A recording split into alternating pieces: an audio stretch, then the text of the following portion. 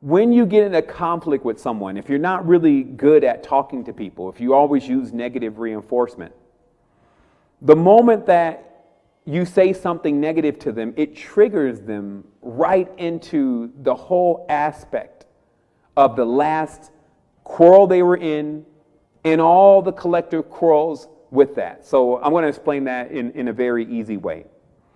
So if someone tells you, and this is just a question to you, especially if you know a lot about health and nutrition and the way to eat, etc. Someone tells you, man, I got this stomach ache, man, it just hurts. The first thing that you're supposed to say is that's good. And then you can say after that something like that's good, because your system is actually still warning you about things that you may not be eating properly. See, so what happens is the moment that you say that's good, and this is why people can start from scratch at times and just go take some behavioral courses or language courses and go take verbal courses and how your body and your gestures. If you want more success in whatever you're doing, even explaining the message, if that's your mission, then you need to understand how to talk to people. Because just because you're coming with this information doesn't mean that it's going to be adaptable for the person if you don't put it in the proper format. And if you don't believe it's your responsibility to put it in the proper format, then why are you doing it anyway? You're just wasting your time. So if I tell this person good, they're immediately into that. I mean, it totally disarms them. It's actually a very unique way of using words in your favor. And then you can then insert what the person needs to do next. But if you go, they say, hey, you know, my stomach is really hurting. Well, that's because you keep eating that garbage food. I told you that garbage food is no good for you. That's why I don't eat that stuff.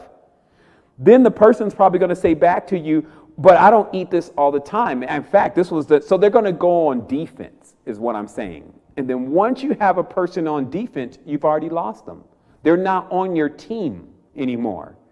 See, what we have to learn as teachers is a technique to where you're always on the same side as the person, because that's what you set out to do. You're trying to teach them. But if you become their opponent, then you've lost a bulk of the reason why you've actually engaged with them in the first place.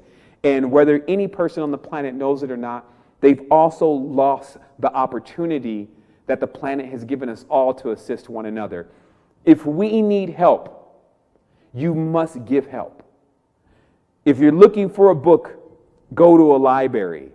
If you want to get beets, you plant beet seeds. And so you first have to be in the mode of realizing that you do need some massive change going on here. When I start seeing some of the mechanics that are actually controlling this reality, I said, man, you know, as much assistance as I can get in this massive awakening, I'll take it. And with making that commitment, I equally say, and also I'm willing to do as much as I can to assist what I can assist. And then that gets me into the cycle of assistance that allows me to receive it and still keeps me in there so that I can actually give it.